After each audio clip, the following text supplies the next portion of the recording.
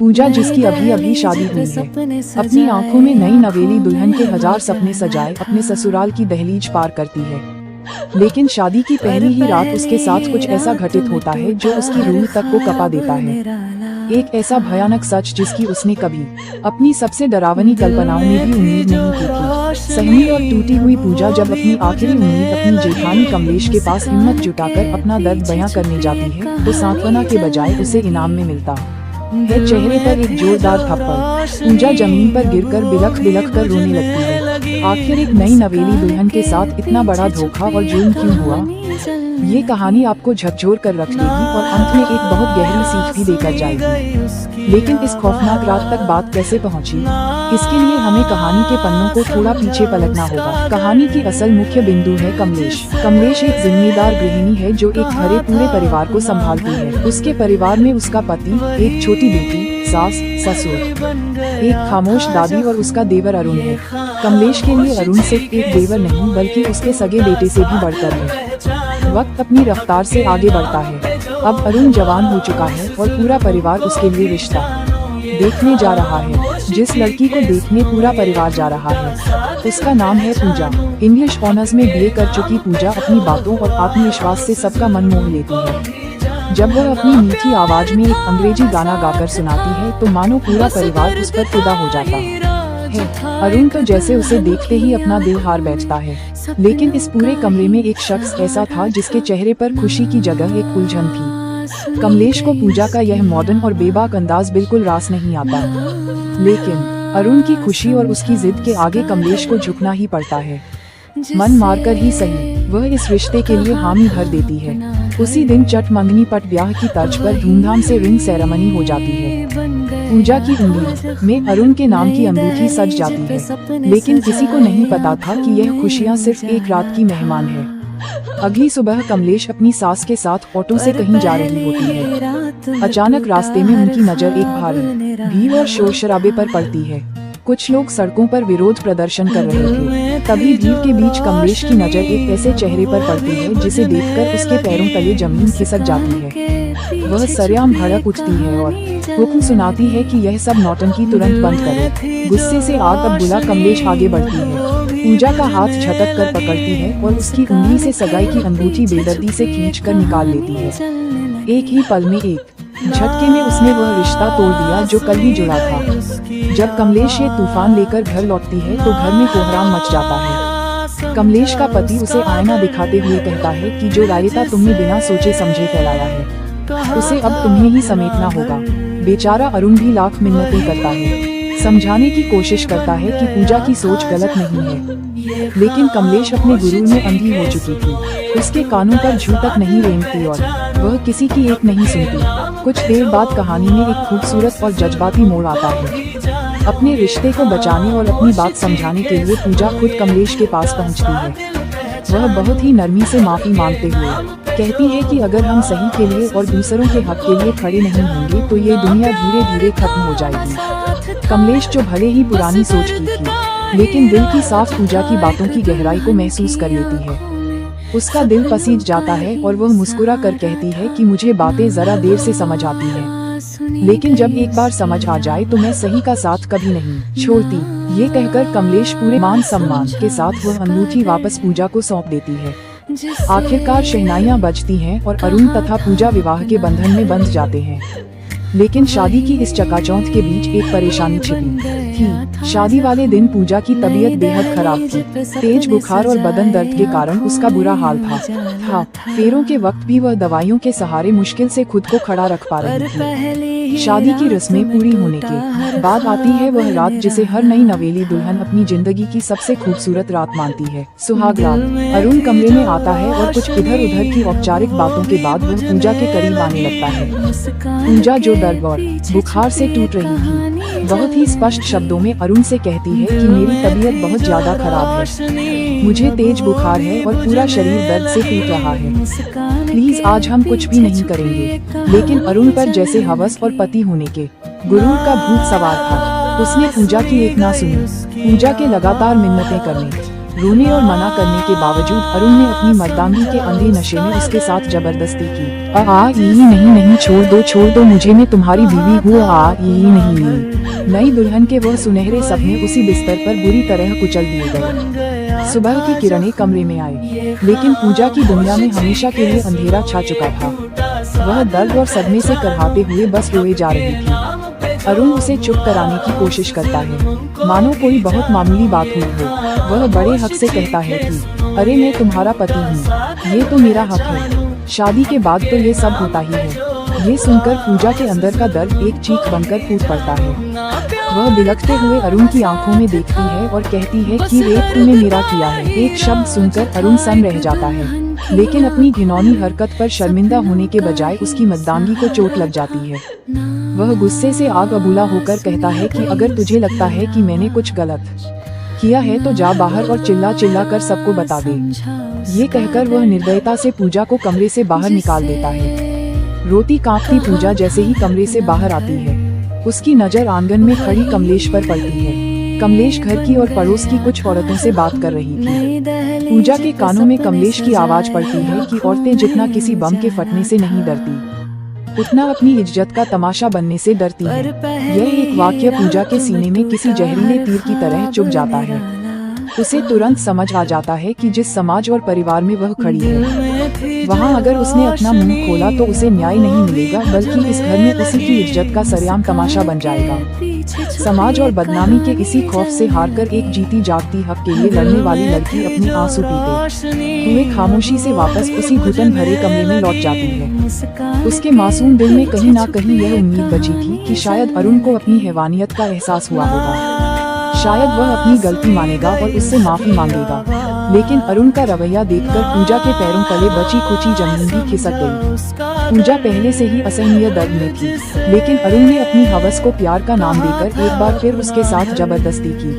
नहीं, मजा आ रहा है, छोड़ दो मुझे। पूजा अंदर तक टूट चुकी थी। उसे समझ आ गया था कि जिसे दुनिया पति पत्नी का प्यार कहती है, वह उसके लिए सिर्फ और सिर्फ एक वैवाहिक बल था जिसके खिलाफ वह कुछ नहीं कर सकती थी।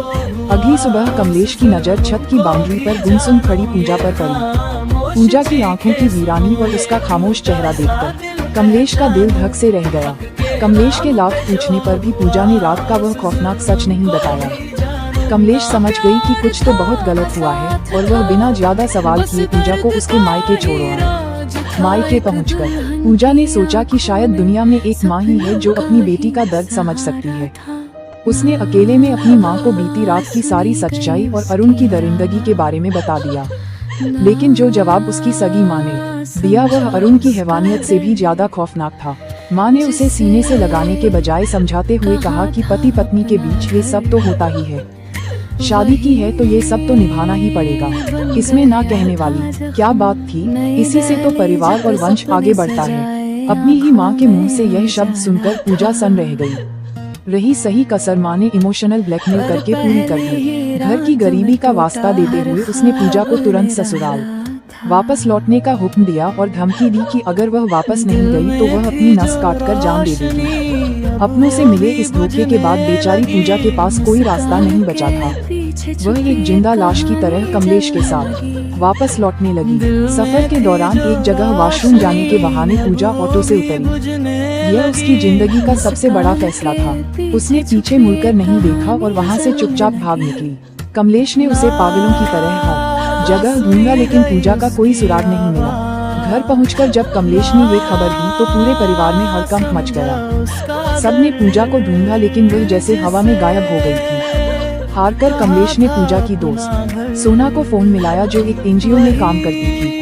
सोना ने कहा कि उसे पूजा के बारे में कुछ नहीं पता, लेकिन वह उसे ढूंढने की पूरी कोशिश करेगी। आखिरकार सोना की तलाश पूरी होती है। पूजा उसे एक सुनसान पार्क के कोने में गुमसुम किसी सहमी हुई बच्ची की तरह बैठी मिल जाती है। जब कमलेश वहां पहुंचती है तो पूजा हिम्मत जुटाकर अरुण की उस खौफनाक रात की सारी दरिंदगी और सच्चाई कमलेश के सामने उगल देती है। लेकिन सालों से अरुण को अपने बेटे की तरह पालने वाली कमलेश का अंधा विश्वास सच्चाई पर भारी पड़ जाता है। सच सुनने के बजाय कमलेश का गुरूर टूटता है और वह गुस्से में आकर पूजा के गाल पर एक जोरदार थप्पड़ जड़ देती है। वह चिल्लाती है और पूजा को लगभग घसीटते हुए वापस उस कैदखाने में ले आती है। भले ही कमलेश ने पूजा को थप्पड़ मार दिया था, लेकिन एक औरत होने के नाते उसके अंदर शक का एक बीज बोया जा चुका था। वहीं दूसरी तरफ हम देखते हैं कि हनीमून के खूबसूरत वादियों में पूजा अंदर से पूरी तरह वीरान और खौफजदा थी। वह अरुण से एक आखिरी उम्मीद के साथ बात करने की कोशिश करती है, लेकिन अरुण की आंखों में प्यार नहीं, सिर्फ एक भूखे भेड़िए जैसी हवस थी। वह एक बार फिर पूजा की चीखों और आंसुओं को अनसुना करते हुए उसके साथ जबरदस्ती करता है। छोड़ दो मुझे प्लीज, तू मेरी बीवी है, मैं तेरे साथ कुछ भी कर सकता हूँ। आई माँ आ नहीं। बेचारी पूजा उस बिस्तर पर तड़पने और रोने के अलावा कुछ नहीं कर पाती। वह जिसे अपनी जिंदगी का साथी समझकर समझाने गई थी, वह सिर्फ एक जल्लाद निकला। पूजा को उस रात पूरी तरह समझ आ गया था कि अरुण की नजरों में वह कोई पत्नी या प्यार नहीं, बस उसकी हवस मिटाने का एक बेजान जरिया भर थी। पूजा की जिंदगी एक जीते जागते नर्क में बदल चुकी थी। एक रात खौफ से कांपती पूजा खुद को बाथरूम में बंद कर लेती है। बाहर से अरुण दरवाजे को पीटते हुए उसे बाहर आने का हुक्म देता है। अंदर से डरी सहमी पूजा रोते हुए कहती है कि आज मैं तुम्हारे करीब नहीं आ सकती, मेरे पीरियड्स शुरू हो गए हैं। लेकिन एक हैवान के सिर पर सवार हवस को भला कोई कैसे रोक सकता था? अरुण का जवाब किसी भी इंसान की रूह का पाने के लिए काफी था। वह बेशर्मी और क्रूरता से कहता है कि मुझसे झूठ मत बोल, दरवाजा खोल, मुझे देखना है। ये सुनकर बाथरूम के अंदर खड़ी पूजा की जान सूख जाती है। उसे समझ आ जाता है कि ये दरिंदा उसकी कोई बात नहीं मानेगा।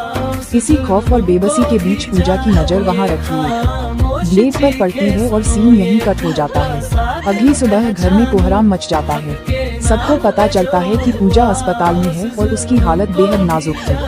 पूरा परिवार बदहवास हालत में वहां पहुंचता है। अरुण बड़ी चालाकी से कमलेश और बाकी घर वालों को गुमराह करते हुए कहता है कि उसे औरतों वाली कोई अंदरूनी दिक्कत थी, शायद उसी वजह से यह हालत हुई है। लेकिन जब कमलेश अंदर जाकर लेडी डॉक्टर से बात करती है तो डॉक्टर जो सच बताती है वह सुनकर कमलेश के पैरों तले जमीन ही नहीं खिसकती, बल्कि उसका पूरा वजूद हिल जाता है। डॉक्टर भारी आवाज में बताती है कि पूजा के उन नाजुक हिस्सों पर ब्लेड से गहरे कट लगे हैं और बहुत ज्यादा खून बहने की वजह से उसकी यह हालत हुई है। ये सुनकर कमलेश सन रह जाती है। वह तुरंत खुद को संभालती है और घर वालों को वापस भेज देती है, ये कहकर कि वह पूजा के पास रुकेगी। होश आने पर जब कमलेश पूजा के पास बैठती है तो पूजा आंसुओं में डूबकर वह कड़वा सच उगलती है जिसने उसे इस हद तक जाने पर मजबूर किया। ये दर्द सुनकर कमलेश अंदर तक टूट जाती है। उस रात जब कमलेश घर लौटती है तो पूजा के दर्द को महसूस करने के लिए वह खुद बाथरूम में जाती है और साड़ी खोलती है और हाथ में वही ब्लेड उठाती है। वह उस ब्लेड को अपने प्राइवेट पार्ट की स्किन पर रखकर वही करने की कोशिश करती है जो पूजा ने किया था, लेकिन ब्लेड की हल्की सी चुभन से ही उसके हाथ कांप जाते हैं। वह ब्लेड फेंक देती है। उस एक पल में कमलेश को गहराई से एहसास हो जाता है कि आखिर वह 21 साल की मासूम लड़की किस कदर खौफ और दर्द से गुजरी होगी कि उसने खुद को इतनी खौफनाक सजा दे दी। अगले दिन जब अरुण अपनी बेशर्मी का मुखौटा ओढ़े पूजा से मिलने अस्पताल पहुंचता है तो उसे पता चलता है कि कमलेश पहले ही पूजा को डिस्चार्ज कराकर अपने साथ ले जा चुकी है। अपनी पत्नी की इतनी गंभीर हालत के बावजूद उस जाहिल इंसान के दिमाग में सिर्फ एक ही बात चल रही थी। वह बेशर्म होकर लेडी डॉक्टर से पूछता है कि अब मैं अपनी पत्नी के साथ इंटीमेट तो हो सकता हूँ ना? ये घिनौना सवाल सुनकर डॉक्टर का खून खौल उठता है। वह डॉक्टर पूजा के वह प्राइवेट पार्ट पर खौफनाक घाव देख चुकी थी और जानती थी कि इसके पीछे कौन है। वह अरुण पर बुरी तरह भड़क जाती है और पूरी ताकत से चिल्लाते हुए कहती है कि बहुत ही नीच और घिनौना इंसान है तू, तेरे जैसे जाहिलों के अंडकोश में तो गोली मार देनी चाहिए। वह तुरंत सिक्योरिटी गार्ड्स को बुलाती है और अरुण को धक्के मारकर अस्पताल से बाहर फेंकवा देती है, ये चेतावनी देते हुए कि यह जानवर इंसान दोबारा मेरे अस्पताल के आसपास भी नहीं दिखना चाहिए। पूजा जो अपनी आंखों में शादी और एक नए जीवन के हजार सुनहरे सपने लेकर इस घर में आई थी, आज उसकी जिंदगी एक ऐसे भयानक नर्क में तब्दील हो चुकी है जहां उसका ही पति उसका सबसे बड़ा मुजरिम बन गया है। प्यार और हक के नाम पर पूजा ने जो झेला है वो मौत से भी बदतर था। लेकिन अब जब पूजा मौत के मुंह से वापस लौट आई है और उसे उस कमलेश का साथ मिल गया है जो कल तक उसी के खिलाफ खड़ी थी, तो अब आगे क्या होगा? क्या उसे अरुण को माफ कर देना चाहिए या उसे ऐसी सजा देनी चाहिए जो एक मिसाल बन जाए? अपनी राय हमें कमेंट्स में जरूर बताएं। वीडियो को लाइक करें और चैनल को सब्सक्राइब करना बिल्कुल ना भूलें ताकि पूजा की कहानी का अगला और सबसे अहम हिस्सा आते ही आप तक पहुँच सके। मिलते हैं बहुत जल्द कहानी के अगले भाग में।